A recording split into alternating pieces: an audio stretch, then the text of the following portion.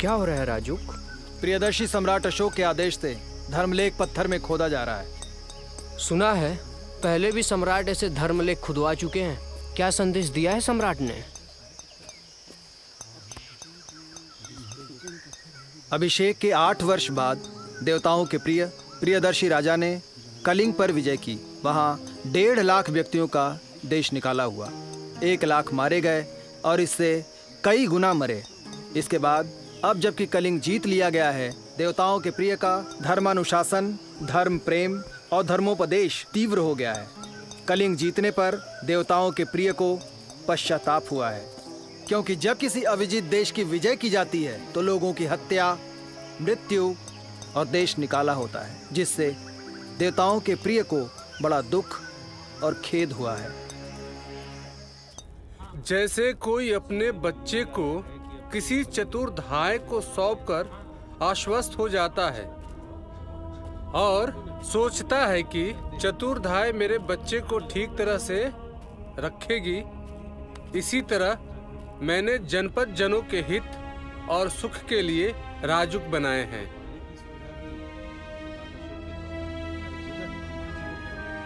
जिन्होंने पाषाण शिलाओं और स्तंभों में अपने धर्मलेख खुदवाकर प्रजा का सदैव प्रिय किया, ऐसे देवताओं के प्रिय, देवानाम प्रिय, सभी में सिर्फ अच्छा ही देखने वाले हमारे प्रियदर्शी धर्मराजा अशोक ने महानिर्वाण प्राप्त कर लिया।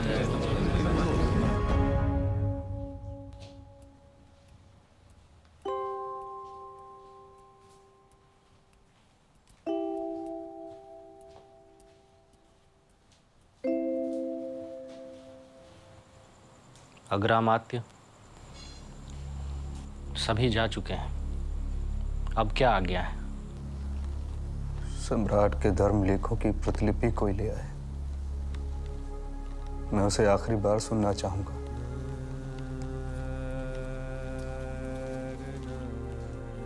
सम्राट तो आपके बचपन के मित्र थे। हम लोग साथ साथ मिट्टी में खेले, साथ साथ बड़े हुए, पर उसने मेरे साथ धोखा किया, मुझसे पहले चला गया। मैंने उसे बढ़ते देखा, मैंने उसे बदलते देखा। कोई मुझे पूछे कि क्या मनुष्य बदल सकता है, तो मैं अपने मित्र की ओर उंगली उठाकर कहूंगा, ये देखो अशोक, एक मनुष्य को मैंने देवता बनते देखा। जिस महान सम्राट की कल्पना आचार्य विष्णुगुप्त कौटिल्य ने की,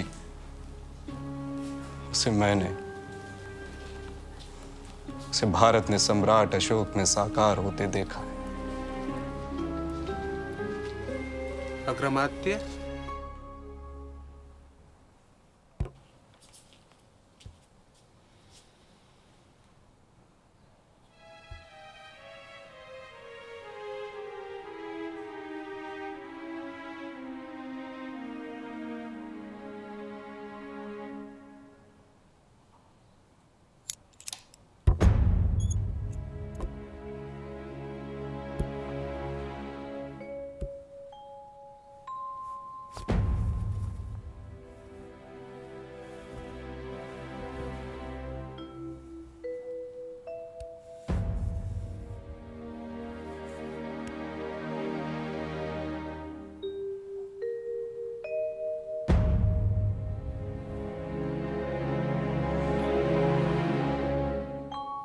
जैसे तथागत बुद्ध की शिक्षा उनकी धर्म काया है, वैसे ही पत्थर की शिलाओं और स्तंभों पर खुदे ये आलेख अशोक की धर्म काया है।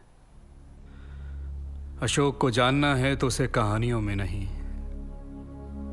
इन धर्म आलेखों में ढूंढो। मनुष्य जो रचता है उसी में कहीं न कहीं वो बसता है। शुक्र को शुक्र नीति में, बृहस्पति को बृहस्पति नीति में, भीष्म को शांति पर्व में, कौटिल्य को अर्थशास्त्र में और अशोक को उसके धर्म आलेखों में ढूंढोगे तो शायद उनसे मुलाकात हो जाएगी। अब मेरी बूढ़ी आंखें धुंधला गई हैं, कोई मेरे लिए पढ़ेगा।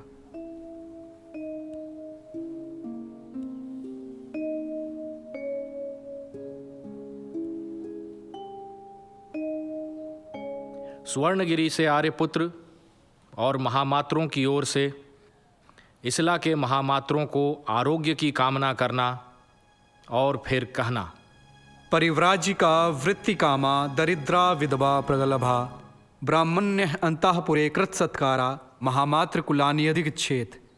महामात्र या महामात्य? कौटिल्य ने जहां महामात्र लिखा है उसे मैं कैसे बदलूं? दोनों का अर्थ एक ही है ना? हाँ आर्यपुत्र। आर्यपुत्र? यह आर्यपुत्र कौन है? तुम्हारे लिए मैं अशोक हूं राधे। जानता हूं, पर आदत बनी रहनी चाहिए ना।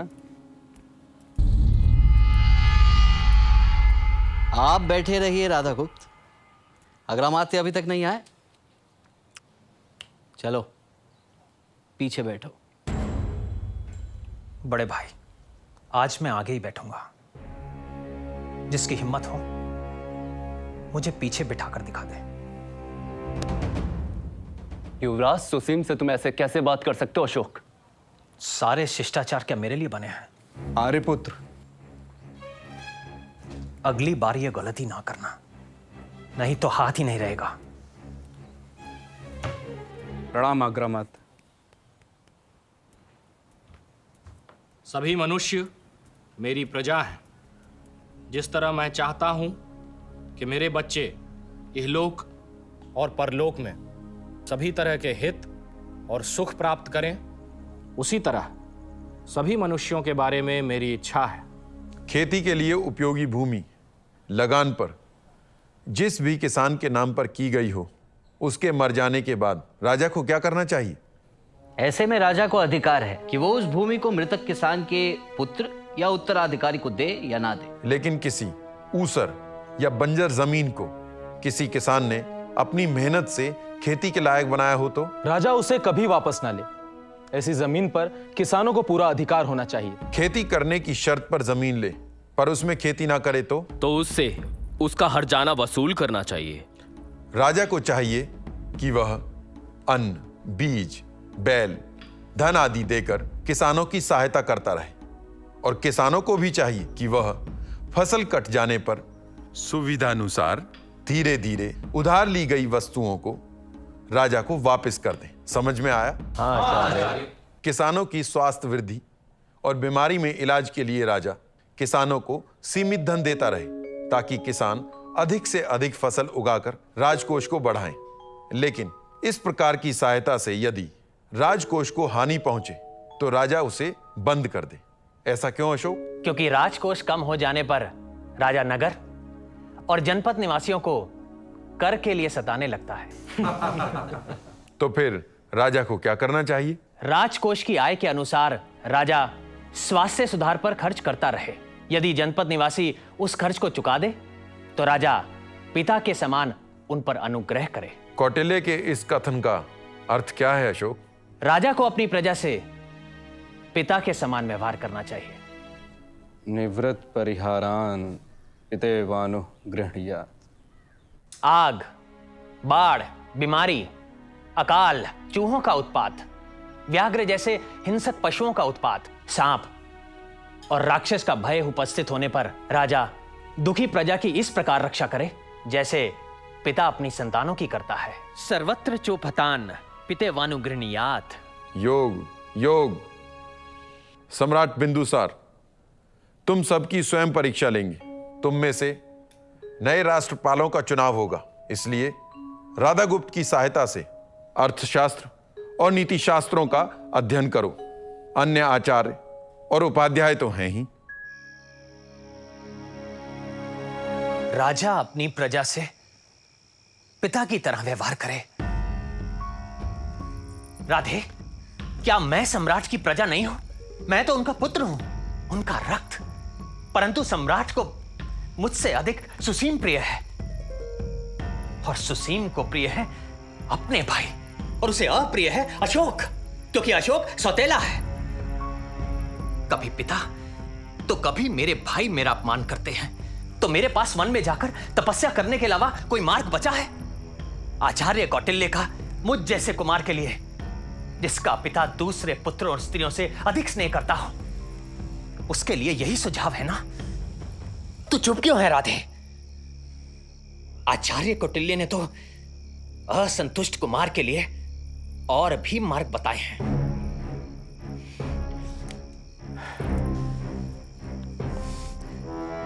पिता से द्रोह तक। अपने मन से पिता से द्रोह करने के विचार के बीज को उखाड़ फेंक, और कभी पनपने भी ना देना अपने मन में सुसीम और अपने भाइयों से द्रोह का विचार। सुसीम युवराज है, पर सिंहासन अभी उसके लिए दूर है। अपनी योग्यता साबित कर और मांग सिंहासन पिता से, पाटलिपुत्र से। और फिर भी सिंहासन ना मिला तो दोनों मिलकर तपस्या करेंगे, पर पहले राष्ट्रपाल तो बन।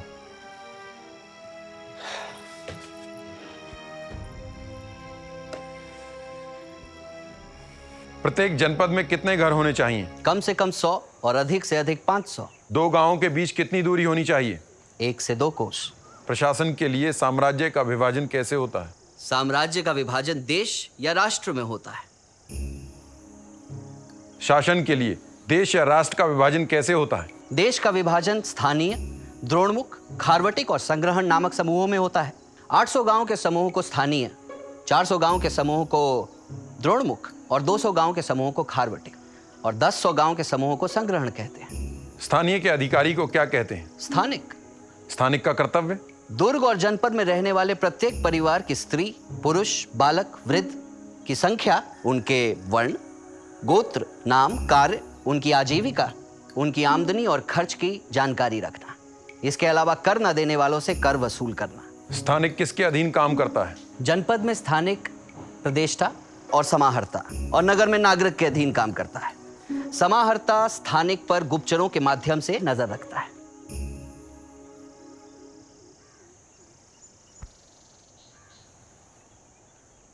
ग्राम प्रशासन किसके द्वारा होता है? गांव का प्रशासन स्थानिक, गोप और ग्रामिक के द्वारा होता है। गोप किसे कहते हैं? 5-5 या 10-10 गांव का अधिकारी गोप होता है। गोप क्या काम करता है? गांव की सीमा, खेतों का ब्यौरा, खेती के लायक और बंजर जमीन का ब्यौरा, बाग बगीचों के योग्य जमीन, फल, ईख, वन के योग्य जमीन, आबादी बसाने के योग्य भूमि, चैत्य, शमशान, अन्न क्षेत्र, प्याऊ, तीर्थ स्थान, चरागाह, रथ और पैदल मार्ग के योग्य जमीन का ब्यौरा बही में दर्ज करना। खेतों की लंबाई, चौड़ाई, खेतों से जाने के रास्ते, उनका नाप, किस व्यक्ति ने किस व्यक्ति को कौन सा खेत फसल उगाने के लिए दिया है, खेतों की बिक्री का ब्यौरा लिखना, किसानों को दिया हुआ ऋण, कर में की गई छूट आदि बही में दर्ज करना। इसके अलावा गांव में कितने घर हैं, जमीन की किश्त और मकानों का किराया देने वाले हैं या नहीं। इसके अतिरिक्त वर्ण के अनुसार गांव की जनसंख्या, गांव के किसान, ग्वाले, व्यापारी, मजदूर, कारीगर, दासों की संख्या, सारे पशुओं की संख्या, किससे कितना दंड, कितना सोना, कितना कर राजा को प्राप्त हुआ, सबका हिसाब बही में दर्ज होना चाहिए। गांव के सारे स्त्री, पुरुष, बालक और वृद्ध की संख्या, उनका वर्ण, गोत्र, नाम, उनकी आजीविका, उनका चरित्र, आमदनी और खर्च की जानकारी रखना, और कर ना देने वालों से कर वसूल करना भी गोप का काम है। गोप और स्थानिक किसके प्रति जवाबदेह हैं? गोप और स्थानिक प्रदेष्टा के प्रति जवाबदेह हैं। ग्रामिक और गांव या गांव के मुखिया को अर्थशास्त्र में क्या कहा गया है? ग्रामकूट या ग्रामाध्यक्ष। गांव में मकान बेचने के संबंध में क्या नियम है? मकान बेचने वाले मकान मालिक को चाहिए कि वो सबसे पहले अपने कुटुंबी, उसके बाद गांव की मुखिया और अंत में धनाढ्य से पूछे। मकान की कीमत कैसे तय की जाए? गांव के मुखिया गांव के बड़े बूढ़े, दूसरे गांव के मुखिया, 40 परिवार के पुरुषों के सामने ही मकान की कीमत कही जाए। गांव के मुखिया और ग्राम वृद्धों के सामने खेत, बाग, बांध, तालाब, हौज आदि के आधार पर मकान की कीमत तय की जाए और 3 बार बोली लगाई जाए। 3 बार बोली लगाने के बाद जो खरीदार बोली बोले उसे मकान बेच देना चाहिए। और यदि बोली लगाने वालों में होड़ लग जाए तो? यदि बोली बढ़ जाए तो बढ़ा हुआ मूल्य शुल्क सहित राजकोष में जमा कर दिया जाए। बेचने वाले से यह शुल्क लिया जाए। ग्राम्य के और कर्तव्य क्या हैं? ग्राम सीमा विवाद, खेतों की सीमा विवाद, तपोवन, चरागाह, सड़कें, शमशान, देवालय, यज्ञ स्थान, पुण्य स्थान, खलिहान आदि के विवाद सुलझाना ग्रामिक का कर्तव्य है। ग्रामिक का वेतन क्या है? 500 पर्ण। कर में किसे छूट दी जाए? नए तालाब और बांध बनाने वाले को 5 वर्ष तक, यदि उनकी मरम्मत कराए तो 4 वर्ष तक, यदि उनको बड़ा करे तो 3 वर्ष तक उनसे कर न लिया जाए। इसी तरह भूमि को गिरवी रखने और बेचने पर 2 वर्ष तक कर न लिया जाए।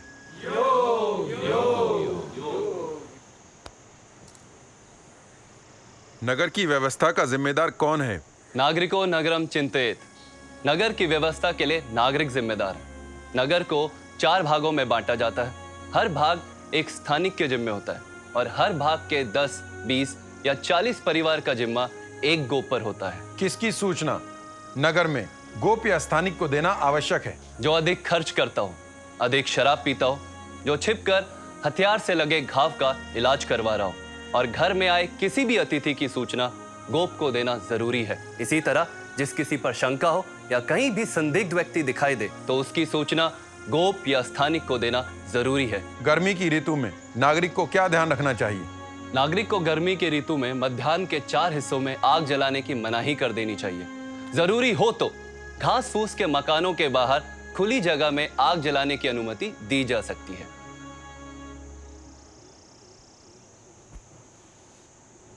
भूमि की सिंचाई के लिए राजा को क्या करना चाहिए? भूमि की सिंचाई के लिए राजा को नदियों पर बांध और वर्षा का जल एकत्र करने के लिए तालाब बनवाने चाहिए।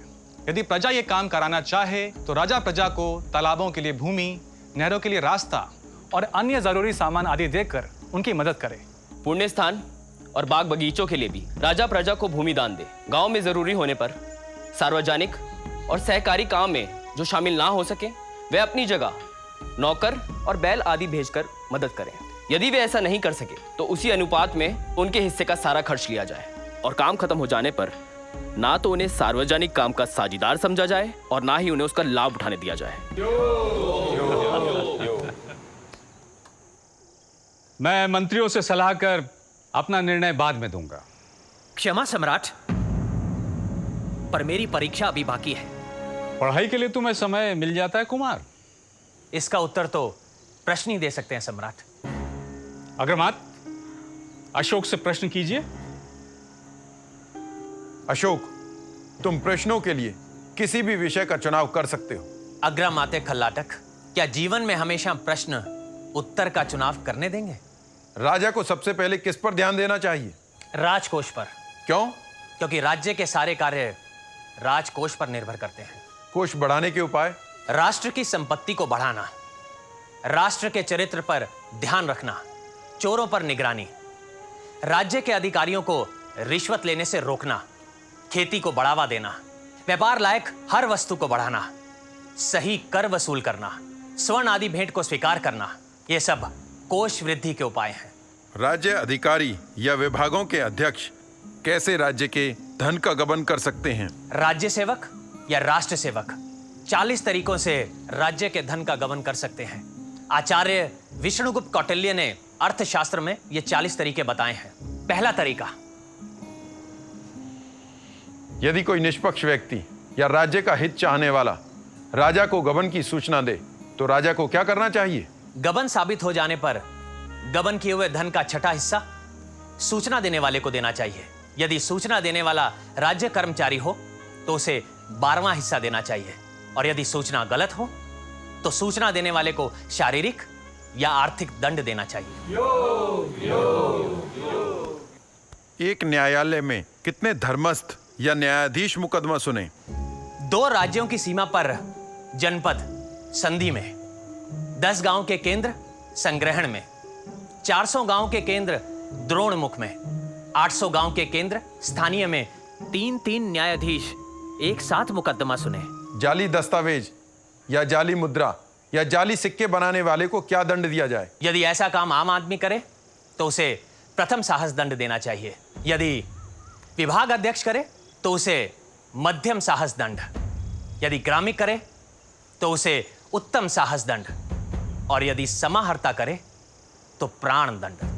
न्यायाधीश को कब दंड दिया जाए? यदि न्यायाधीश अदालत में किसी अभियुक्त को डराए, धमकाए, गुड़के या बाहर निकाल दे या उससे रिश्वत ले तो उसे प्रथम साहस दंड दिया जाए।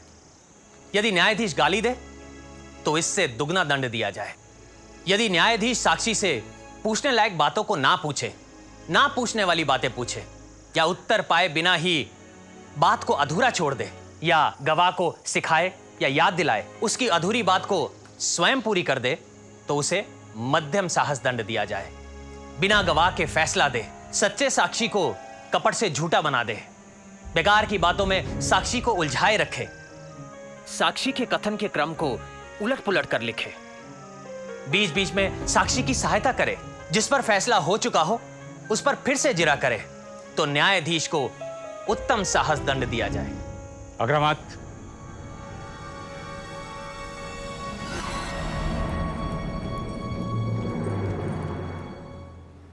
क्या हुआ? सम्राट मुझे उज्जैनी भेज रहे हैं ताकि वो जब चाहें अपने प्रिय सुसीम को सिंहासन दे सके। अशोक, तुम हर चुनौती में विपत्ति देखते हो, मैं हर विपत्ति में अवसर। दादे, मैं उज्जैनी में बैठकर क्या कर सकूंगा? कम से कम लड़ने के लिए जिंदा तो रहोगे। यहाँ सुसीम की छाती पर रहोगे तो सम्राट से भी बैर लेना होगा। मैं तो प्रसन्न हूं कि तुम्हें तोसली, तक्षशिला या सुवर्णगिरी नहीं भेजा। दूर भी किया और नजदीक भी रखा ताकि जब चाहे दबोच ले। तू मेरे साथ आ रहा है कि नहीं? उज्जैनी में तेरे महामात्र होंगे, निर्णय तो सम्राट करेंगे, पर मेरे यहां रहने में तेरा हित है। तुझ जैसे मित्र को देने के लिए मेरे पास कुछ नहीं है राधे। मेरे पास है।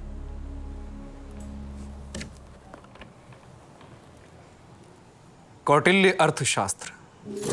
ये तूने कब बनाई? जब तू सो रहा था मैं जाग रहा था मित्र।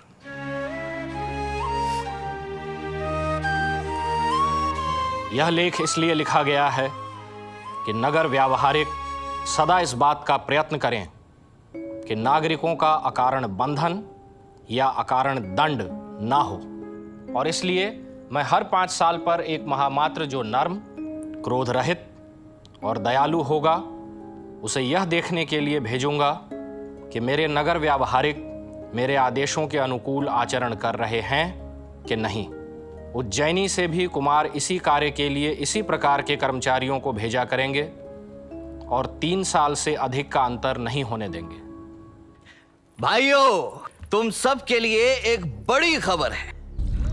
हमारे भाई अशोक वर्धन ने उज्जैनी में विवाह कर लिया है। किससे? विदिशा के किसी साहूकार की बेटी है, नाम देवी विदिशा है, शाक्य है, बुद्ध की अनुयायी है। तब तो देवी अशोक को बुद्ध की शरण में ले जाकर रहेंगी।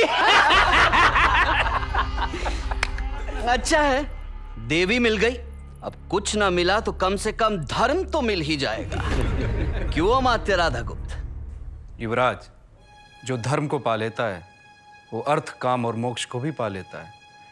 ये मैं नहीं, वेद व्यास कहते हैं। मैं उसके हाथ में भीख का कटोरा देखना चाहता हूं और देकर रहूंगा एक दिन।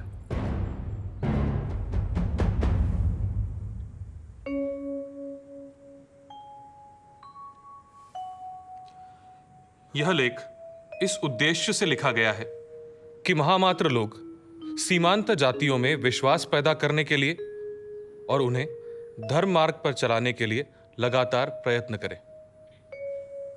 सम्राट, सीमांत प्रदेश तक्षशिला में विद्रोह को कुचलकर अशोक पाटलिपुत्र की ओर बढ़ रहा है।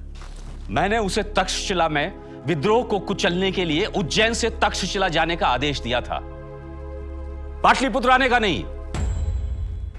क्यों आ रहा है वो पाटलिपुत्र?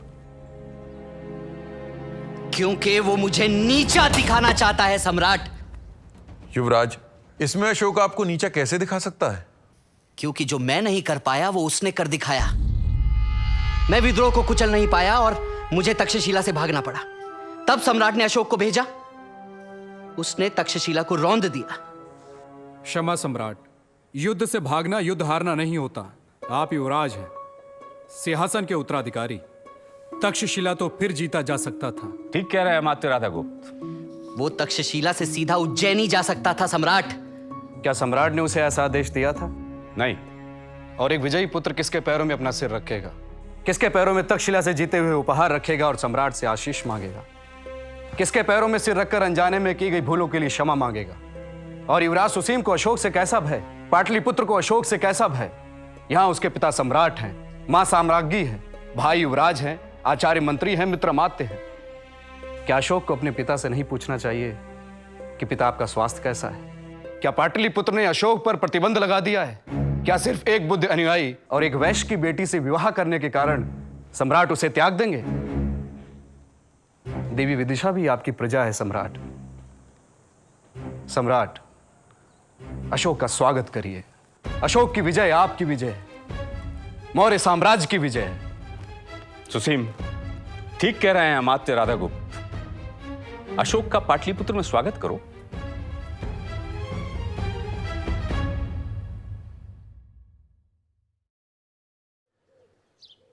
जन्म दुख है, जरा दुख है, व्याधि दुख है, मृत्यु दुख है। अज्जा, पाटलिपुत्र से दूत आया है।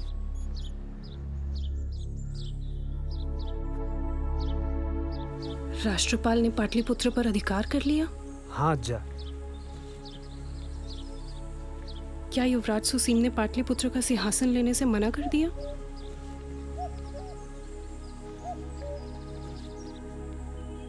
युवराज कहाँ हैं? मुझे पीछे बैठने को कहता था। तक्षशिला से भागते हुए तुझे शर्म नहीं आई? मुझे बंदी बनाना चाहता था ना तू?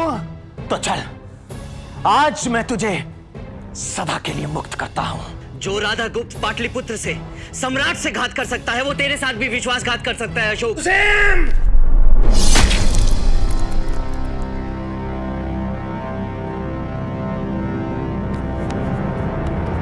विश्वास कमाना पड़ता है सुसीम, विश्वास कमाना पड़ता है।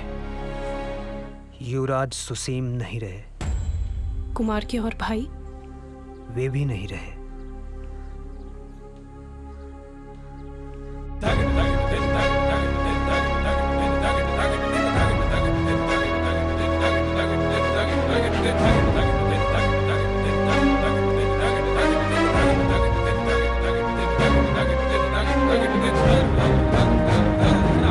तक्षशिला से भागकर आने वाला सुसीम पाटलिपुत्र की रक्षा कैसे करता?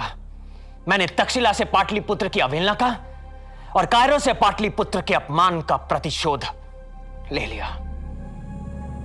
कुमार ने उनकी हत्या की।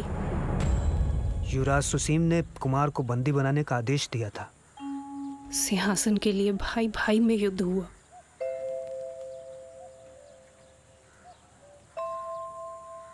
महाराज, वे इस गृह युद्ध का आघात ना सह सके और चल बसे।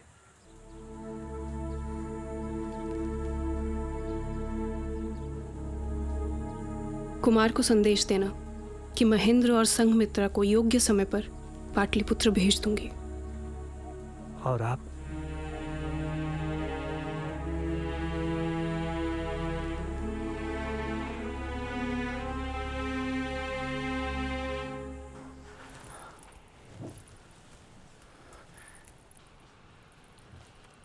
तू अकेला क्यों आया राधे? देवी ने पाटलिपुत्र आने से मना कर दिया।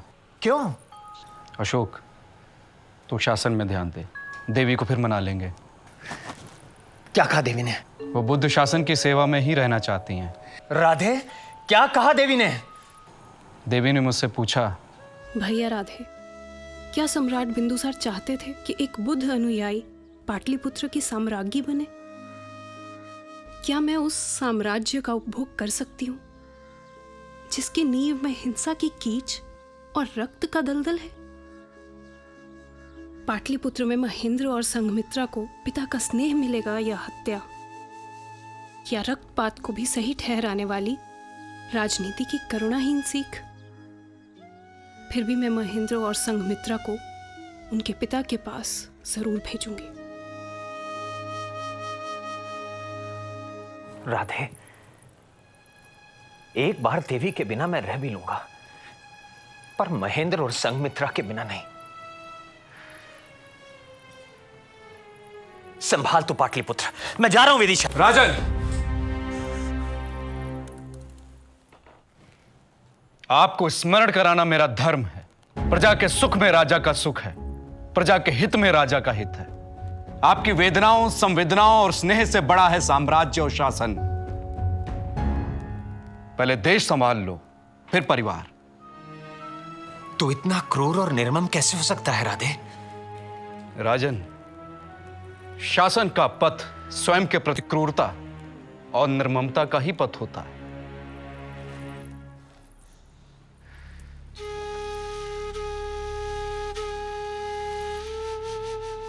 सभी अध्यक्षों को मिलने का आदेश भेजना थे। राजन, जो अपने खर्च और हाथों से बनाए गए तालाब से सिंचाई करते हैं, उसे शासन पैदावार का 5वां हिस्सा कर के रूप में लेता है। और जो अपने कंधों पर जल लाकर सिंचाई करता है, उससे 4था हिस्सा राजन। और जो शासन द्वारा बनाई गई नहरों से नालियां बनाकर सिंचाई करता है, उससे फसल का 3रा हिस्सा राजन। पर जो अपनी मेहनत और कमाई से नदी, झील या कुओं पर रहट लगाकर खेत की सिंचाई करता है, उससे राजन, उससे शासन फसल का 4था हिस्सा कर के रूप में लेता है। आज तक कोई शराबी नगर अध्यक्ष के हवाले किया है? कई राजन। जो व्यक्ति अपनी धरोहर, सोना चांदी आदि वस्तुओं को गिरवी रखकर शराब पीता है, तो उसे नगर अध्यक्ष के हवाले कर दिया जाता है। इसके अलावा जो भी व्यक्ति अपनी आमदनी से अधिक और बिना आमदनी के शराब पर फिजूल खर्च करता है, उसे भी गिरफ्तार करवा दिया जाता है राजन।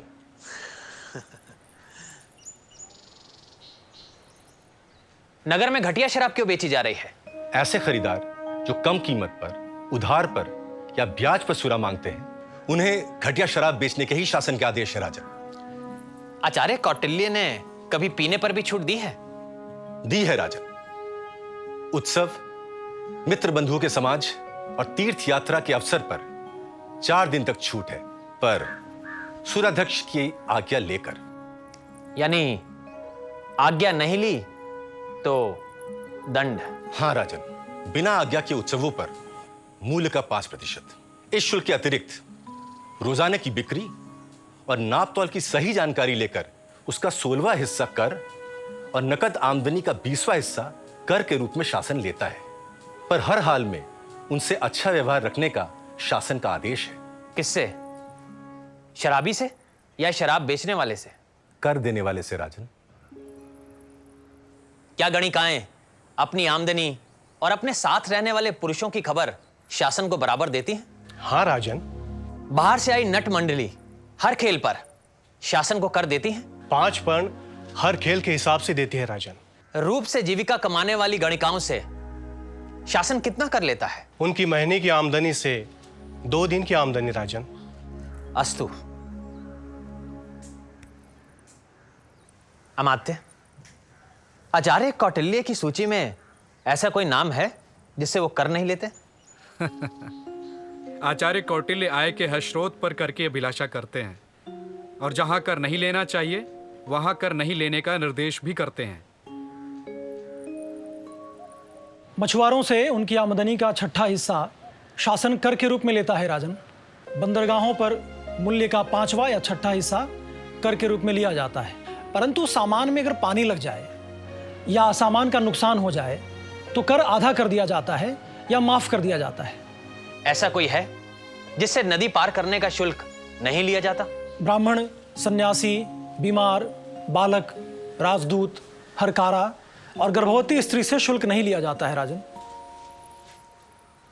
राधागुप्त, क्यों ना प्रजा की भलाई के लिए राजा के आदेश देश में चारों ओर, मार्गों पर, और अन्य सार्वजनिक जगहों पर लिखे जाएं। आचार्य कौटिल्य ने शासनाधिकार में से सर्वत्र कहा है राजन। सम्राट चंद्रगुप्त और सम्राट बिंदुसार के कई लेख पत्र लकड़ी के स्तंभों पर लिखे गए हैं।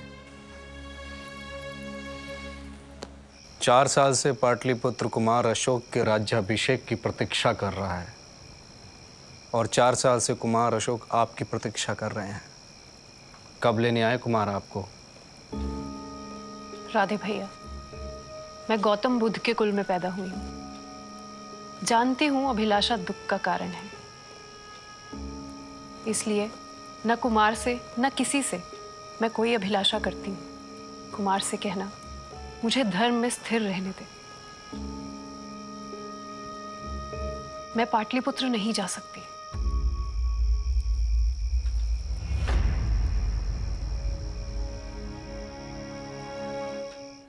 मन हल्का हो गया हो तो सभा में चलें सम्राट। उत्सव में सभी आपकी प्रतीक्षा कर रहे हैं। राधे, मेरा राज्य अभिषेक हो गया। सभी ने सम्राट कहकर मेरा अभिनंदन किया। मौर्य सम्राट अशोक वर्धन की जय का पहला घोष तूने किया। बचपन से आज तक सम्राट अशोक शब्द सुनने के लिए मैं तड़प रहा था, और आज जब सुना तो मैंने जाना कि इससे भी एक प्रिय शब्द है जिसके लिए मैं अब तड़प रहा हूं।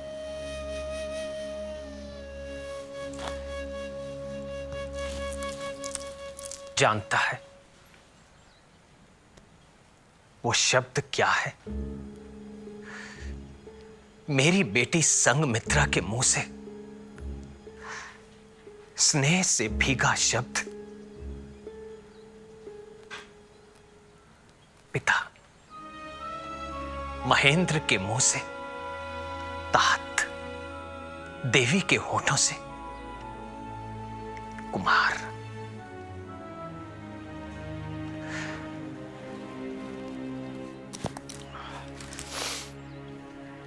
पर शायद तू ठीक ही कहता है। शासन का पथ स्वयं के प्रति क्रूरता और निर्ममता का पथ होता है।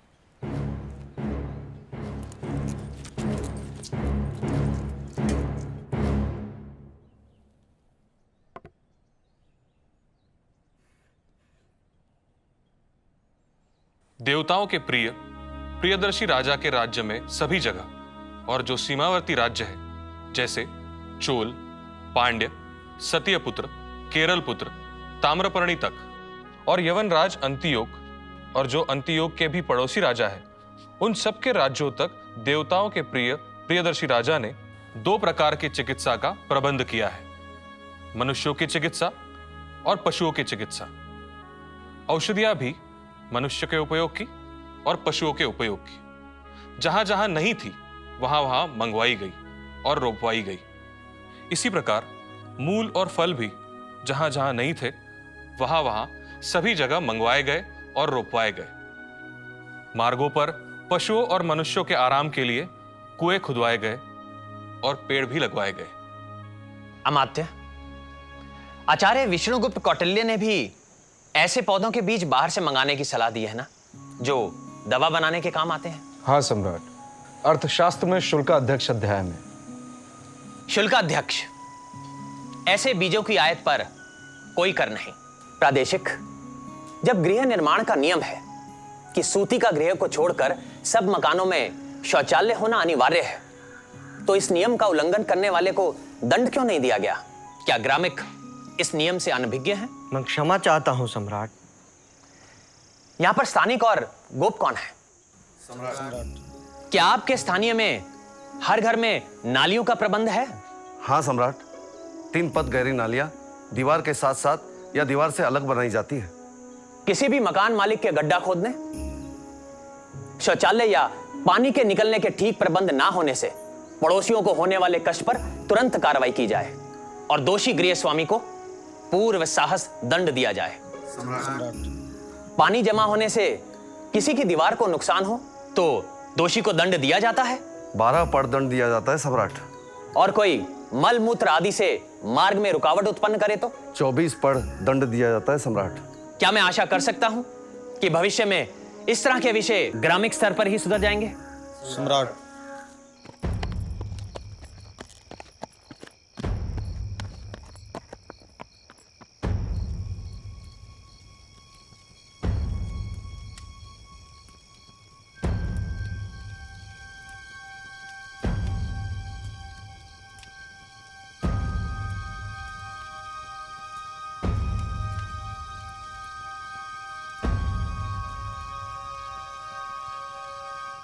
आपके विश्राम का समय हो गया है सम्राट। राधे, पहले सुसीम का बेटा निग्रोध, फिर मेरा छोटा भाई, फिर संगमित्रा का पति और मेरा जमाता अग्नि ब्रह्म भिक्षु बना, और अब महेंद्र और संगमित्रा भी प्रवज्ञा ले रहे हैं। महेंद्र को पाटलिपुत्र का साम्राज्य नहीं चाहिए, वो तो धम्म सेना का सैनिक बनना चाहता है। सम्राट अशोक का बेटा और बेटी महेंद्र और संगमित्रा घर घर जाकर भिक्षा मांगेंगे।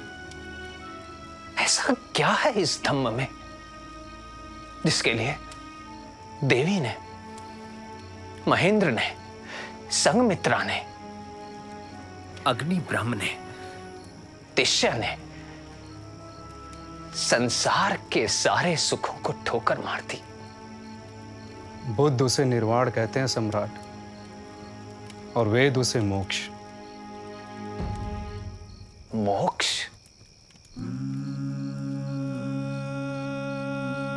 निर्वाण?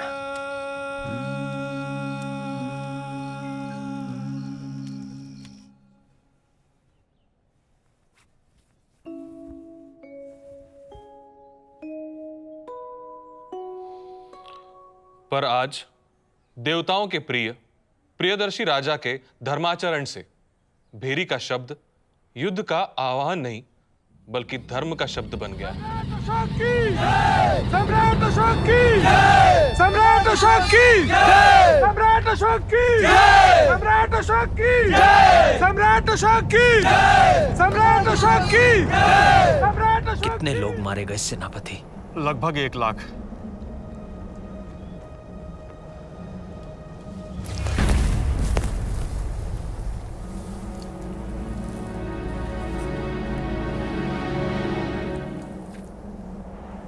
और कितने घायल?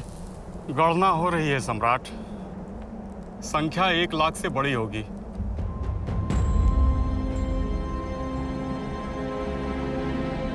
ये मैंने क्या कर दिया? ये मैंने क्या कर दिया राधे?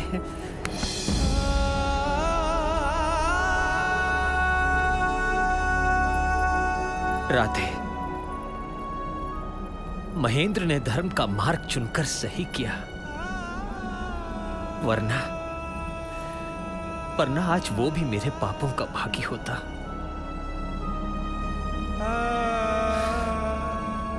जो निर्दोष मनुष्यों को हिंसा की ओर ले जाए वो धर्म का मार्ग नहीं हो सकता, नहीं हो सकता वो धर्म का मार्ग। खून बहाकर हिंसा से पाई विजय जीत नहीं, वास्तव में हार है। मैं हार गया। मैं हार गया देवी, मैं हार गया। मुझे रास्ता दिखाओ। महेंद्र, संगमित्रा, मुझे रास्ता दिखाओ। मुझे रास्ता दिखाओ। मुझे रास्ता दिखाओ। मुझे रास्ता दिखाओ।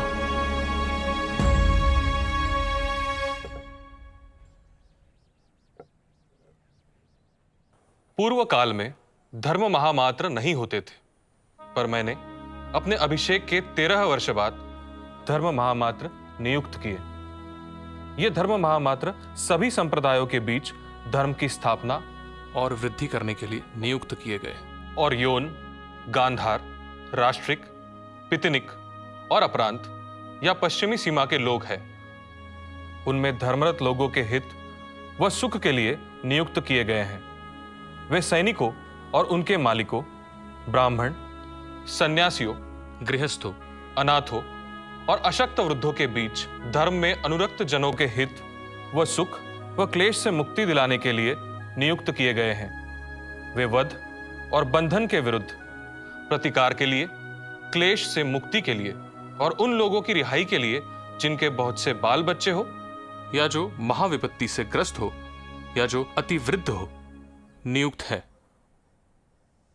यह मेरा कर्तव्य है कि मैं बालक, वृद्ध, व्याधिग्रस्त, विपत्तिग्रस्त और अनाथ व्यक्तियों का भरण पोषण करूं।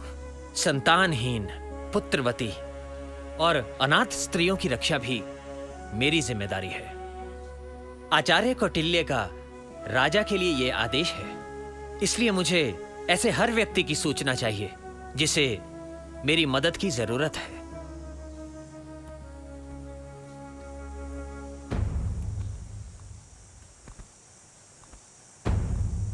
यदि कोई समर्थ होने पर भी अपने बच्चों, स्त्रियों, माता पिता, नाबालिग भाई बहन, अविवाहित या विधवा बहन का भरण पोषण नहीं करता तो उसे 12 पणों का दंड दिया जाए। लेकिन ये बच्चे, स्त्री आदि किसी कारण पतित हो गए हों तो वो जिम्मेदार नहीं है। पर यह निषेध मां के लिए नहीं है। मां यदि किसी भी कारण पतिता भी हो गई हो तो भी उसका भरण पोषण और उसकी रक्षा पुत्र की जिम्मेदारी है। बच्चों और स्त्री के जीवन निर्वाह का उचित प्रबंध किए बिना यदि कोई संन्यास लेता है तो उसे दंड देने का आचार्य कौटिल्य का आदेश है।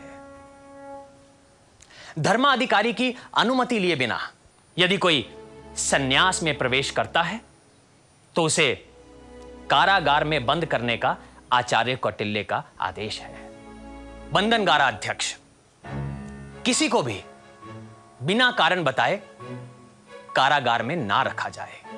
धर्मस्थ की आज्ञा के बिना किसी भी कैदी को अनुचित यातना देने, खाना पीना ना देने, परिक्लेश देने या उसका वध करने पर कारागार के अधिकारी को उचित दंड दिया जाए।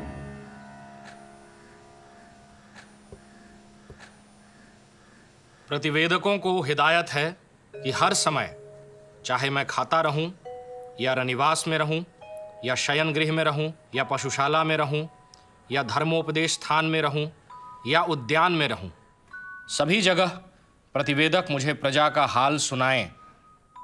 मैं प्रजा का काम सभी जगह करता हूं। रात के पहले भाग में गुप्तचरों से मिला, दूसरे भाग में स्नान, भोजन और स्वाध्याय किया, तीसरे भाग में संगीत सुनकर सोया, चौथे और पांचवें भाग तक सोया रहा, छठे भाग में संगीत बजने के साथ उठा और पूरे दिन के कामों पर विचार किया, सातवें भाग में गुप्त मंत्रणा की और गुप्तचरों को भेजा, आठवें पहर में ऋत्विक, आचार्य और पुरोहित से आशीर्वाद लिया।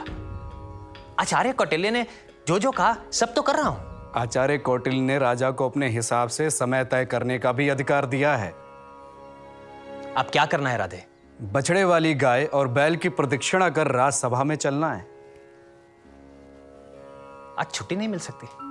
मनु से लेकर कौटिल्य तक ने राजा की इतनी ही व्यस्त दिनचर्या रखी है। राजा अगर उद्यमी न हुआ तो जो उसने प्राप्त किया है और जो उसे प्राप्त करना है, दोनों का ही नाश हो जाता है। उद्योग, परिश्रम ही अर्थ का मूल है। और कुछ? सूत्राध्यक्ष से मिलना है। सूत्राध्यक्ष से क्यों मिलना है? राजा को विधवाओं, अंगहीन स्त्रियों, कन्याओं, सन्यासिनों, सजा काट रही महिलाओं, गड़िका माताओं, बूढ़ी दासियों, मंदिर की दासियों, जिनके पति परदेश गए हों, ऐसी महिलाओं, अपाहिज जिनका विवाह ना हुआ हो, और जो आत्मनिर्भर होना चाहती हों ऐसी स्त्रियों के लिए सूत काट कर जीविका पाने की व्यवस्था करनी चाहिए। ये कौटिल्य का आदेश है। राधे, आचार्य कौटिल्य ने अध्यक्ष प्रचार में इतने अध्यक्ष बनाए, तो स्त्री अध्यक्ष को क्यों छोड़ दिया? तुम्हारे लिए। तुम बनाना स्त्री अध्यक्ष। अमात्य, कलिंग युद्ध ने स्त्री अध्यक्ष महामात्र की आवश्यकता महसूस करा दी देवानाम प्रिय प्रियदर्शी को। आगे पढ़ूं अग्रामात्य। देवताओं का प्रिय राजा यश व कीर्ति को बड़ी भारी वस्तु नहीं समझता, सिवाय इसके लिए कि जो कुछ भी यश और कीर्ति वह चाहता है सो इसलिए कि प्रजा धर्म की सेवा और धर्म के व्रत में संप्रति और भविष्य में भी दृढ़ रहे। इसलिए देवताओं का प्रिय प्रियदर्शी राजा यश और कीर्ति की कामना करता है, और जो कुछ वह पराक्रम करता है सो परलोक के लिए करता है, और इसलिए कि सभी बंधन मुक्त हो जाएं। जो पाप है वही बंधन है। निरंतर पूर्व प्रयत्न, सर्वस्व त्याग के बिना कोई भी मनुष्य, चाहे वो छोटी या बड़ी हैसियत का हो, यह कार्य नहीं कर सकता। इन दोनों में बड़े आदमी के लिए तो ये और भी दुष्कर है।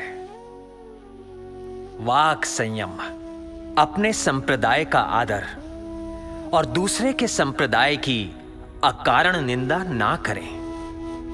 अपने संप्रदाय की प्रशंसा और दूसरे के संप्रदाय की निंदा वास्तव में अपने संप्रदाय को ही गहरी क्षति पहुंचाता है। इसलिए लोग दूसरे के धर्म को ध्यान से सुने और सुनने को तैयार रहें।